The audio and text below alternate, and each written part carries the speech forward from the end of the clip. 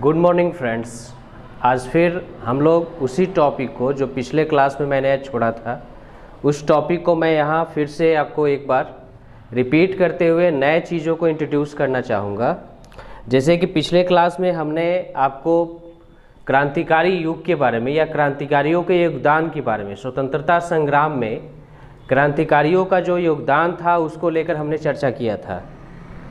मैं उन चीज़ों को एक बार रिपीट करना चाहता हूं, जैसे कि मैंने उस बीच उनके उदय के बारे में बताया था, साथ ही साथ उनका कंट्रीब्यूशन था, लड़ाई के क्या तरीके थे उन्होंने अपनाए थे और इस बीच किस तरह के संगठन उन्होंने बनाए और सारी चीज़ें उन्होंने किया था।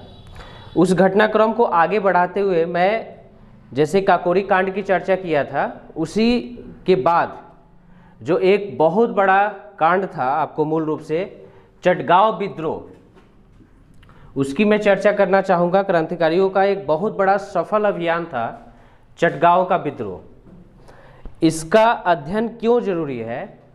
क्योंकि चटगांव की जो घटना थी वो अपने आप में कहा जा सकता है कि क्रांतिकारियों ने एक शस्त्रागार पर हमला किया और उसे लूटा। ये उनकी हिम्मत और हौसले को दिखाता है। चटगांव में मूल रूप से दो शस्त्रागार थे, एक पुलिस शस्त्रागार था और एक सैनिक शस्त्रागार था। गणेश घोष जो कि पुलिस शस्त्रागार की तरफ गए, ये मूल रूप से आपको उस शस्त्रागार में प्रवेश किए और बाहर जो थे बहुत सारे क्रांतिकारी जो थे उनका इंतजार कर रहे थे। उसी तरह सैनिक शस्त्रागार में भी क्रांतिकारी गए और वहाँ पर भी उन्होंने हथियारों को लूटना शुरू किया। लेकिन जो सोच के ये लोग प्रवेश किए थे, जो चीज़ें ये लोग सोच के अंदर गए थे, वो ऐसा कुछ हुआ नहीं। वो लोग शस्त्र तो ले पाए लेकिन गोला बारूद जो था वो उनको नहीं मिल पाया। वो पता ही नहीं चला कि कहाँ छिपा कर रखा गया था। ये एक तरह से कहा जा सकता है कि इनकी असफलता थी। लेकिन जो भी इन्होंने किया वो उस तरह का एक सफल अभियान था और इन्होंने संचार व्यवस्था को ध्वस्त कर दिया। जो उस समय तार व्यवस्था होती थी उसको नष्ट कर दिया, अंग्रेजों की संचार व्यवस्था को चटगांव में नष्ट कर दिया। तो इन्होंने चटगांव कांड में या विद्रोह में एक तरह से हथियारों को लूटा, जो पुलिस के हथियार थे और सैनिकों के हथियार थे अंग्रेजों के मूल रूप से, और साथ ही साथ उन्होंने संचार व्यवस्था को ठप कर दिया। सूर्यसेन इस कांड के या इस विद्रोह के मेन नेता माने जाते हैं। सूर्यसेन को बंगाल में मास्टर दा के नाम से जाना जाता था। वे कांग्रेस से जुड़े थे। 1926 से 1928 के बीच 2 सालों तक वो जेल में भी बंद रहे। एक तरह से अंग्रेजों की नज़र पर थे वो, और ये मूल रूप से वो समय था जब सूर्यसेन अपनी शक्ति को एकत्रित कर रहे थे। सूर्यसेन ने क्रांतिकारियों को काफ़ी सपोर्ट किया था और चटगांव कांड की पूरी घटना का ताना बाना जो था उनके दिमाग की उपज थी।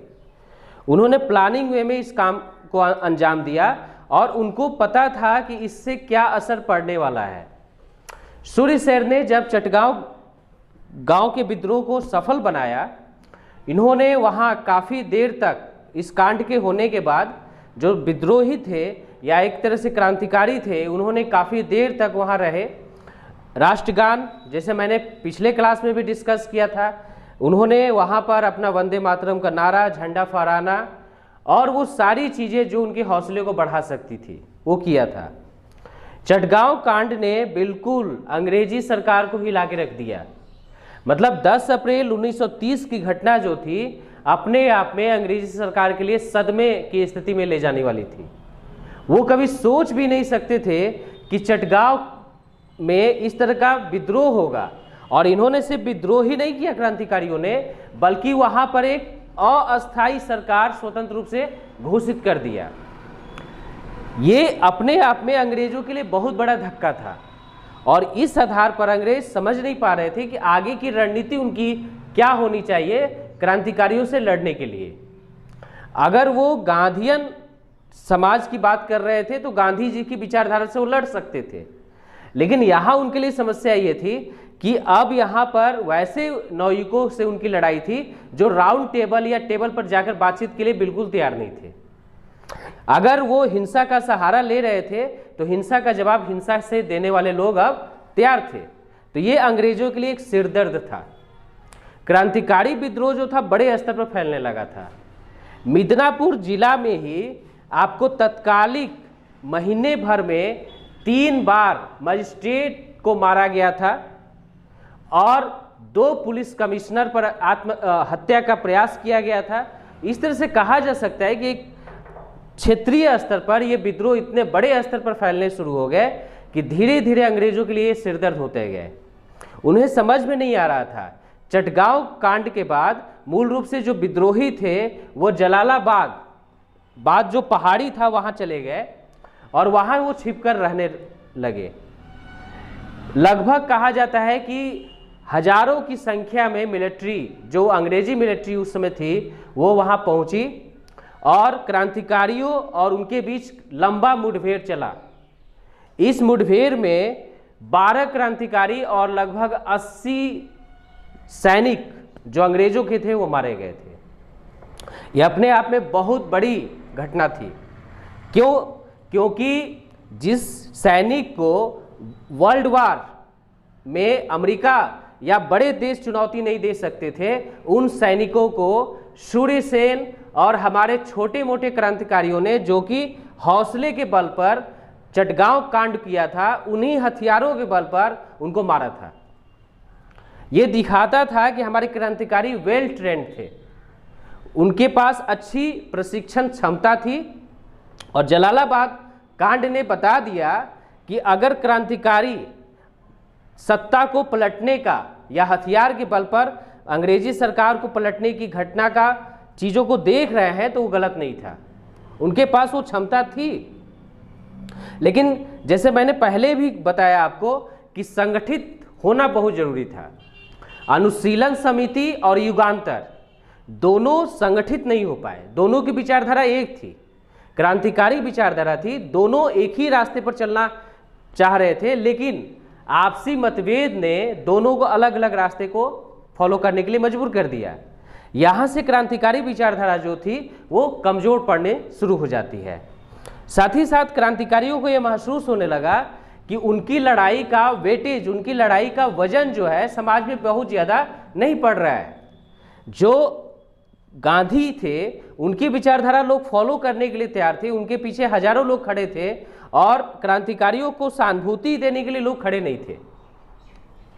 यहाँ से फिलॉसफी ऑफ रिवोल्यूशनरीज, क्रांतिकारियों का दर्शन शुरू होता है और इसके कर्ता धर्ता थे भगत सिंह। क्रांतिकारियों को यह महसूस हुआ कि हमें भी समाज में लोग सुने, हमारी विचारधारा जो है समाज के लिए है, देश के लिए है, और हम सब कुछ न्यौछावर कर रहे हैं, बलिदान कर रहे हैं तो देश के लिए कर रहे हैं। तो हमारा भी एक दर्शन है और वो दर्शन लोगों तक जाए तो उसका माध्यम क्या होगा। जैसे भगवती चंद्र बोहरा ने फिलॉसफी ऑफ बम में स्पष्ट रूप से एक कहीं ना कहीं दर्शन का वर्णन किया था, भगत सिंह ने उसी दर्शन को आगे बढ़ाया और उन्होंने इस बात को माना कि अब समाज को सुनाना या समझाने की आवश्यकता है जिससे हमें लोग समझ पाए। मीन्स हम क्या है, क्यों कर रहे हैं और हमारी मकसद क्या है आगे आने वाले समय में, इस चीज़ को स्पष्ट होना चाहिए। यही था सेंट्रल बम में, सेंट्रल असेंबली में बम फेंकने की घटना। मीन्स मूल रूप से कहा जा सकता है कि पब्लिक सेफ्टी बिल और ट्रेड डिस्प्यूट बिल के खिलाफ जब अंग्रेजी गवर्नमेंट ने 2 बिल इंट्रोड्यूस किया। पहला चीज मैं स्पष्ट कर देना चाह रहा हूं कि भगत सिंह और क्रांतिकारी अब मार्क्स विचारधारा की तरफ या साम्यवादी विचारधारा की तरफ झुक गए और किसानों और मजदूरों के आंदोलन को अपने अंदर समाहित करने लगे। मतलब उनको लगा कि ये ऐसा वर्ग है जिसके आंदोलन को अगर हम छूते हैं या इनके समस्याओं को हल करते हैं तो हम समाज से जुड़ते जाएंगे। तो यहाँ से जो क्रांतिकारी विचारधारा थी वो आपको कहीं ना कहीं सोशलिस्ट विचारधारा की तरफ, मार्क्सवादी विचारधारा की तरफ मुड़ती है। जब सरकार ने पब्लिक सेफ्टी बिल और ट्रेड डिस्प्यूट बिल को इंट्रोड्यूस किया, उसी के विरोध में आपको बटुकेश्वर दत्त और भगत सिंह ने सेंट्रल असेंबली में बम फेंका, जिसमें मैंने पहले ही बता चुका हूं कि उसमें उन्होंने कहा था, जो पर्चे फेंके गए थे कि बहरों को सुनाने के लिए धमाके की आवश्यकता होती है, जो मूल रूप से फ्रेंच रिवॉल्यूशन, फ्रांसीसी क्रांति की एक स्लोगन के रूप में उन्होंने वहां यूज किया था। इस तरह के स्लोगन फ्रांस में जब क्रांति हुई थी तो वहां पर इस तरह के स्लोगन यूज किए जाते थे। खैर, उन्होंने जब अपनी गिरफ्तारी दी, चूंकि वो भाग सकते थे लेकिन वो भागे नहीं, वहीं खड़े रहे दोनों, और दोनों इसलिए पकड़े गए, दोनों व्यक्ति का चयन इसलिए भी किया गया क्योंकि वो लाहौर यूनिवर्सिटी से अच्छे पढ़े लिखे थे और वो अंग्रेजी में आर्गुमेंट कर सकते थे। उस समय कोर्ट का, या इस समय भी जो कोर्ट होते हैं, जो भी आपको हाई कोर्ट है, सुप्रीम कोर्ट है, आर्गुमेंट जो होता है इंग्लिश में ही होता है। तो उस समय जो आर्गुमेंट हो रहे थे वो इंग्लिश में होते थे और इंग्लिश में ही अपनी बात को रख सकते थे बटुकेश्वर दत्त और भगत सिंह। तीनों ने वहां खड़े रहे, इनको पकड़ा गया और जब आर्गुमेंट हुआ तो अपनी बातों को ये कहते थे कोर्ट में, जो ये कहते थे अगले दिन वो पेपर में छपते थे कि भगत सिंह ने ये कहा, फला ने ये कहा। तो इनकी विचारधारा जो थी अब धीरे धीरे समाज की तरफ जाने लगी। मीन्स जो इन्होंने मजदूर और किसानों की बात रखनी शुरू कर दी, उससे एक समाज में एक परिवर्तन देखने को मिला। जो क्रांतिकारी चाह रहे थे, अब उनकी फिलॉसफी, उनके दर्शन जो था आम आदमी की तरफ मुड़ रहा था और आम आदमी अब इनके लिए आंसुए बहा रहा था। इनके लिए तरह तरह के स्लोगन, गाना, लोकगीत में इनका नामों का यूज, ये सारी चीजें अब होने लगी थी। मतलब ये हमारे अब धरातलीय एक तरह से कहा जा सकता है कि हीरो बनकर उभरे थे मूल रूप से। उस समय इनके नाम से बच्चों को एक तरह से हौसला बढ़ाया जाता था कि तुम्हें फाला जैसा बनना है, तुम्हें भगत सिंह जैसा बनना है आप में। तो इस तरह से सारी चीजें अब बदलने लगी थी। लोग अब अपने बच्चों को इनके नामों से हौसला अफजाई करते थे और सारी चीजें अब चेंज होने लगी थी। क्रांतिकारी विचारधारा जो थी भारत के अलग अलग क्षेत्रों में अलग अलग समय में देखने को मिलती है। वैसे अंग्रेजी रिपोर्ट की हम बात करें तो महाराष्ट्र में पूना में पहली बार ऐसा क्रांतिकारी विद्रोह देखने को मिला था, जो भारतीय इतिहास में पहला ऐसा घटना था जो अंग्रेजों ने वर्णन किया है, जिसमें चापेकर बंधुओं ने जो प्लेग वहां पर फैला हुआ था उसके भ्रष्ट अधिकारियों को मारने के लिए प्रयोग किया था। तो महाराष्ट्र की जो घटना थी, पूना की जो कांड था जिसमें रैंड को मारा गया था, रैंड को जो मारा गया था चापेकर बंधुओं द्वारा, वो मूल रूप से पहली ऐसी घटना थी भारतीय इतिहास में जिसको अंग्रेज स्वीकार करते हैं कि अब जो है क्रांतिकारी विचारधारा भारत में पनप रही है। तो एक वर्ग जो था महाराष्ट्र में भी उसका प्रतिनिधित्व कर रहा था, बाल गंगाधर तिलक। उन्होंने 1892 और 1892 में उन्होंने मूल रूप से गणेश त्यौहार को मनाने का घोषणा किया और 1895 में शिवाजी के त्यौहार को मनाने की घोषणा किया। ये क्रांतिकारी विचारधारा से या गरम दल विचारधारा से जुड़े हुए व्यक्ति थे। मूल रूप से वो इसलिए इस बात को कहते थे कि लोग कम से कम संगठित हो। 1892 में अगर गणेश महोत्सव, जो कि हम आज मनाते हैं महाराष्ट्र में बड़े स्तर से और सबसे बड़ा पर्व है महाराष्ट्र का गणपति बप्पा मोरया करके, तो ये अपने आप में ये बाल गंगाधर तिलक की देन है कि लोग संगठित हो, त्योहारों के बहाने ही लोग एकजुट हो, अपनी विचारधारा को शेयर करें, और यहाँ से महाराष्ट्र में क्रांतिकारी विचारधारा आती है। सेम उसी तरह से पंजाब में अजीत सिंह, जो कि भगत सिंह के चाचा थे, लाला लाजपत राय, पंजाब केसरी या शेरे पंजाब जिनको कहा जाता था, इन्होंने वहाँ विचारधारा को पोषित किया था। इवन पंडित नेहरू, जिनको हम लोग बोलते हैं कि ये एक नरम दल विचारधारा के लोग थे और कहा जा सकता है कि इनकी आलोचनाएं हैं, पंडित नेहरू ने भी खुलकर क्रांतिकारी विचारधारा को सपोर्ट किया था और इसके लिए इनको 2 सालों तक जेल की सजा भी भोगनी पड़ी थी। तो मित्रों, मैं स्पष्ट कर देना चाहता हूं कि पंडित नेहरू ऐसे व्यक्ति नहीं थे। हाँ, उनकी गलतियों को हम देख सकते हैं आज़ादी के बाद, लेकिन मैंने पहले भी कहा था कि वैसे लोग नमनीय हैं, उनका कर्जदार हैं हम, उनका हम कर्ज नहीं चुका सकते जिन्होंने हमारी आज़ादी की लड़ाई में एक बूंद भी खून बहाया है।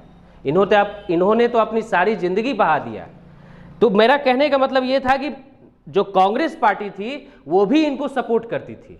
कांग्रेस पार्टी के कई नेता जो थे वो क्रांतिकारी विचारधारा पर खुलकर लिखते थे, जैसे बाल गंगाधर तिलक, उन्होंने अपने मराठा और केसरी पत्रिकाओं में खुलकर लिखा था लाला लाजपत राय, पंडित नेहरू ने अपने भाषणों में इनका खुलकर सपोर्ट किया था। कई घटनाओं का हो सकता है कि हिंसा के साथ इनका जुड़ाव नहीं रहा हो, लेकिन हाँ, इन्होंने जो काम किया क्रांतिकारियों ने, उसे बिल्कुल स्पष्ट रूप से कांग्रेस के कई नेताओं द्वारा स्पष्ट रूप से समर्थन दिया गया था और इसके लिए अंग्रेजों ने उनको सजा भी दिया था। तो अलग अलग क्षेत्रों की अगर बात करें, उसी तरह वेस्ट बंगाल में भी क्रांतिकारी विचारधारा जो थी बहुत तेजी से फैली हुई थी और यहाँ से हम कह सकते हैं किसी भारत ही नहीं, भारत से बाहर भी क्रांतिकारी विचारधारा आपको फैलनी शुरू हो गई थी। जैसे एक घटना का मैं वर्णन करना चाहूँगा, गदर पार्टी की जो स्थापना थी, तो गदर पार्टी की जो स्थापना थी मूल रूप से 1913। यहाँ पर क्वेश्चन पूछता भी है कि ऐसा कौन सा विद्रोह था जो अमेरिका के सैन फ्रांसिस्को में उत्पन्न हुआ था। तो शहर भी आपके लिए इंपॉर्टेंट है। सैन फ्रांसिस्को जो है अमेरिका का वो शहर है जहाँ लाला हृदयाल ने गदर पार्टी की स्थापना की और इनकी पत्रिका भी इसी नाम से निकलती थी, गदर। ये मूल रूप से 1857 की घटनाओं को लेकर प्रेरित हुए थे और उसके बाद इन्होंने इस चीज़ को स्थापित किया था। ये कई लोगों के साथ मिलकर अपनी एक क्रांतिकारी विचारधारा बाहर के देशों में सर्वाइव कर रहे थे और वहाँ पर इन्होंने वहाँ से मीन्स अमेरिका से अंग्रेजों को नाकों में एक तरह से कहा जा सकता है लोहे के चने चबवाने पड़े थे। अंग्रेजी सरकार ने अमेरिकी गवर्नमेंट से रिक्वेस्ट किया कि भाई इनको पकड़ो और इनको वहाँ सजा दो तुम। अंत में इनको वहाँ से भागना पड़ा और अन्य देशों में इन्होंने अपनी विचारधारा को भी स्प्रेड किया। तो इस तरह से कहा जा सकता है कि भारत में ही नहीं, कुछ भारतीय ऐसे भी थे जो विदेश में या बाहर, मतलब उनके अंदर क्रांतिकारी विचारधारा जो थी वो सिर्फ भारत में ही नहीं पनपी थी, भारत के बाहर भी थी। इसी घटनाक्रम को आगे बढ़ाते हुए मैं मूल रूप से इंडिया हाउस श्यामाजी कृष्ण वर्मा, जिन्होंने लंदन में इसकी स्थापना किया था 1905 में। मूल रूप से जैसे आपको मैंने पिछले क्लास में बताया था, अभिनव भारत 1904 में बीडी सावरकर ने स्थापित किया था। अभिनव भारत जो था मित्र मेला का ही एक नया नाम था। मेजनी ने, जो इटली में नेता था मेजनी ने इटली में तरुण युवा करके एक संगठन की स्थापना किया था और वहां पर क्रांति, उसी से इंस्पायर होकर आपको बीडी सावरकर ने मूल रूप से 1904 में अभिनव भारत को निर्मित किया था। मित्र मेला का ही नया नाम था अभिनव भारत। बीडी सावरकर, श्यामजी कृष्ण वर्मा, ये वो थे जो लंदन में इसकी लड़ाई लड़ चुके थे। मतलब लंदन में इन्होंने इंडिया हाउस की स्थापना किया और इंडियन सोशलिस्ट करके एक पत्रिका भी निकलती थी जिससे इन्होंने अपनी विचारधारा को स्प्रेड किया, फैलाया। मतलब कहने का अर्थ है कि बहुत सारे ऐसे लोग थे जो बाहर भी जाकर एक लड़ाई लड़ रहे थे और उनको भारतीयों से सपोर्ट मिले ना मिले, लेकिन कहीं ना कहीं उन्होंने अपनी मातृभूमि के लिए बलिदान दिया और वही लड़ाई की प्रेरणा जो थी उन्हें भारत की तरफ खींच के लाई और कहीं ना कहीं इन्होंने अंग्रेजों को बिल्कुल परेशान करके रखा था। तो क्रांतिकारी विचारधारा जो थी अपने आप में एक बड़ी विचारधारा थी। हाँ, एक चीज और, क्या इसमें महिलाएं बिल्कुल निष्क्रिय थी? तो महिलाओं का योगदान जो था क्रांतिकारी विचारधारा में बहुत बढ़ चढ़ के था। महिलाएं दो तरह से सपोर्ट करती थी क्रांतिकारी विचारधारा को। पहला, डायरेक्टली वो क्रांतिकारी थी, मतलब मर्दों से कंधा मिलाकर अगर कहीं भी किसी को मारना है तो महिलाएं उसमें शामिल होती थी। सेकेंड, उनको सपोर्ट करती थी एज ए हाउसवाइफ के रूप में भी, खाना बनाकर खिलाने के लिए, मेडिकल सुविधाएं अगर उनको देना है, किसी तरह का कोई इलाज करना है, तो ये दो तरह से सपोर्ट करती थी। मतलब पुरुष क्रांतिकारियों की तुलना में महिला क्रांतिकारियों का योगदान ज़्यादा था। और वही सेम, मतलब अगर पुरुष 2 कदम पीछे भी होते थे तो महिलाएं 2 कदम आगे होकर वो काम करती थी। इस घटना को, इस चीज़ों को समझने के लिए मैं आपको कुछ बीना दास की घटना बताना चाहूँगा। बीना दास एक ऐसी क्रांतिकारी थी जिन्होंने अपने दीक्षांत समारोह में, जब उनको डिग्री दी जा रही थी, उसी समय बहुत करीब से उन्होंने गवर्नर को गोली मारी थी।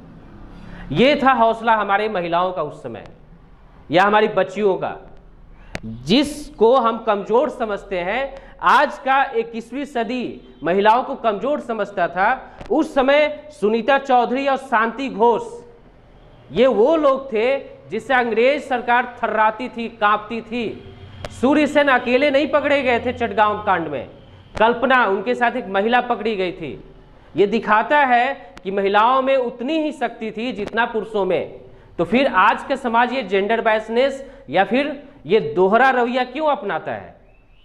महिलाओं ने भी दिखाया कि वो सारे काम कर सकती थी जो पुरुष क्रांतिकारी कर सकते थे, बल्कि उनके बढ़कर। मतलब एक तरह से कहा जा सकता है कि सारी खुफिया या सारे वो रिपोर्ट निकाल लेना, सारे सूचनाएं निकाल लेना महिलाओं के लिए उस समय आसान हुआ करता था। तो अंग्रेजी सरकार से वो सूचनाएं भी इनको बहुत आसानी से प्राप्त होती थी और बहुत जल्दी ये रिएक्ट भी करती थी। तो एक तरह से महिलाओं का योगदान क्रांतिकारी के रूप में बहुत बड़े स्तर पर देखने को मिलता है भारतीय इतिहास में।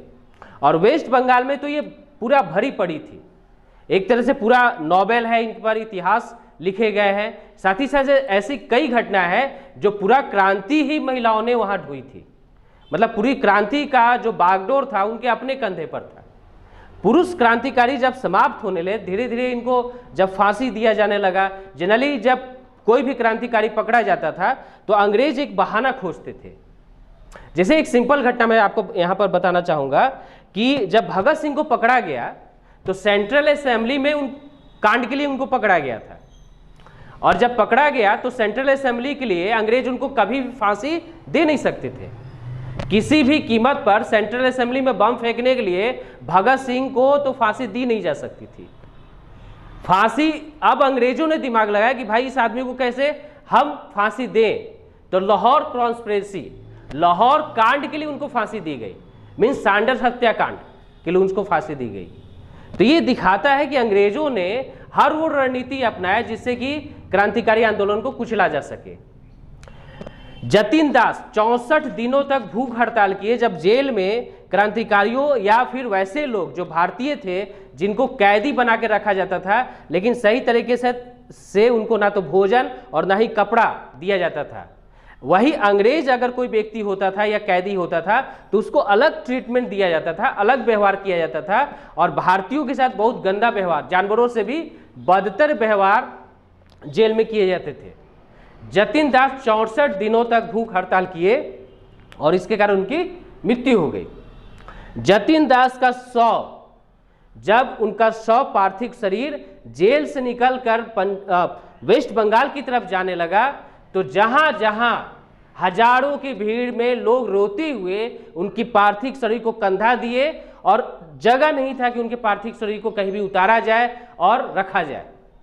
ये था क्रांतिकारियों का एक बहुत बड़ा आंदोलन, लोगों के बीच जो लगाव था।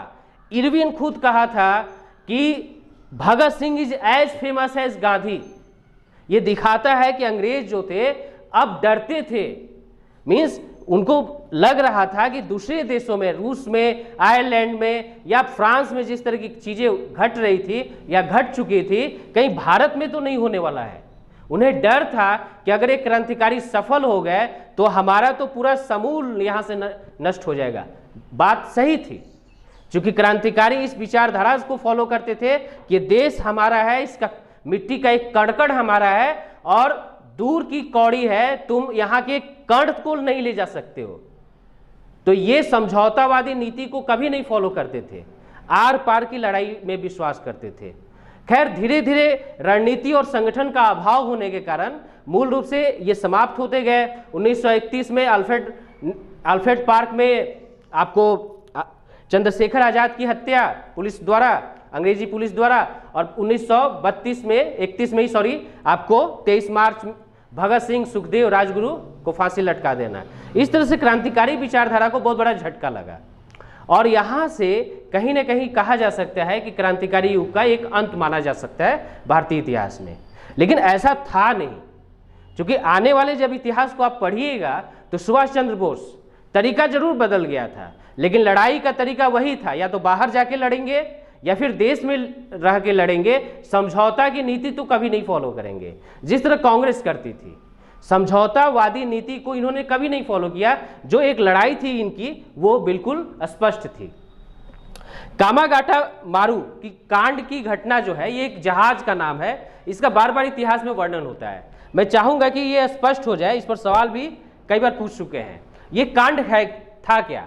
कामागाटा मारू मूल रूप से एक जहाज का नाम है और कुछ भारतीयों ने कुछ पैसा, खासकर पंजाब के लोगों ने, जो कि आज भी विदेशों में बसना चाहते हैं, पुराना उनके पूर्वजों का मेंटेलिटी रहा है शुरू से, वो कनाडा की तरफ बसने की इच्छा रखे हुए हैं। आज भी कबूतरबाजी होती है और बहुत सारे जो पंजाबी हैं वो आज भी कनाडा में बसते हैं। खालिस्तान की समस्या वहीं से क्रिएट होती है। तो बहुत सारे पंजाबियों ने, लगभग 351 पंजाबियों ने पैसे जमा करके एक जहाज की व्यवस्था की और गुरुदत्त सिंह जो उनके नेता थे, वो जहाज से ये लोग कनाडा की तरफ गए।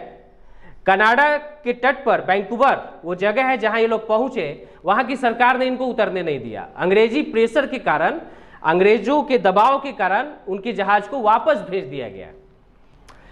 जो भारतीय सैकड़ों दिनों की यात्रा करके कनाडा पहुंचे थे भूख जैसी समस्याओं को लेते हुए, वो फिर उसी तरह से वापस कर दिए गए और फिर वो कोलकाता आ गए 27 सितंबर 1914 को। कोलकाता जब ये उतरे तो इनको गिरफ्तार करने की योजना थी अंग्रेजों की और सारे लोग बिखर गए। सारे लोग उतरे और इधर उधर भागना शुरू कर दिए। कुछ लोग पंजाब गए जहां वो छिप कर अपना जीवन यापन करने लगे। तो कामागाटू मारू की जो घटना थी या कांड जो था, वो कहीं ना कहीं एक विद्रोह की भावना, जितने भी लोग थे जो इस जहाज से आकर उतरे थे, उनके अंदर अंग्रेजी सरकार के खिलाफ एक विद्रोह था, एक गुस्सा था, एक रोष था। और यही वो लोग थे जिन्होंने मूल रूप से कहीं ना कहीं या तो फंडिंग किया या खुद अंग्रेजों के खिलाफ खड़े हुए और लड़े। तो आज़ादी की लड़ाई में कई छोटी छोटी ऐसे कांड थे, ऐसी घटनाएं थी जो आज़ादी की लड़ाई में सपोर्ट करती थी। मीन्स इस तरह की चीज़ें जो थी अपने आप में बहुत बड़े स्तर से हुई और इसने भारतीय इतिहास में एक लंबी लड़ाई को आगाज किया, एक लंबी लड़ाई की शुरुआत की थी। मैं यहां स्पष्ट कर देना चाहता हूं कि क्रांतिकारी विचारधारा जो थी कभी गलत नहीं थी। समस्या इस बात की है कि हम उसको देखते या हमारा नजरिया क्या होता है। अगर आप इसकी आलोचना करते हैं तो आलोचना का बेस क्या है? अगर कोई भी व्यक्ति अपनी समस्या से जूझ रहा है और उसके पास अगर समस्या है तो समस्या से निकलने का हर संभव प्रयास करता है। भारत की आज़ादी की लड़ाई एक लंबी लड़ाई चल रही थी और उसी क्रम में एक विचारधारा जो थी नवयुवकों की विचारधारा मूल रूप से, और ये एक रास्ता था और इसने कई चीज़ों को सिखाया। संगठन का अभाव नहीं होना, ये मूल रूप से उस समय लगा इनको और ये अपने को संगठित किए भी। इस तरह से कहा जा सकता है कि ये एक लंबी लड़ाई थी जो आने वाले स्वतंत्रता संग्राम में भी हमको देखने को मिलती है सुभाष चंद्र बोस के रूप में। तो इस तरह से आज का क्लास इतना ही। नेक्स्ट क्लास में सविनय अवज्ञा आंदोलन और उससे जुड़ी हुई चीज़ों को चर्चा करेंगे। टेक्स्ट बुक जरूर पढ़िए और किसी तरह का कोई प्रॉब्लम हो तो कमेंट बॉक्स में जरूर आके लिखिए। That's all.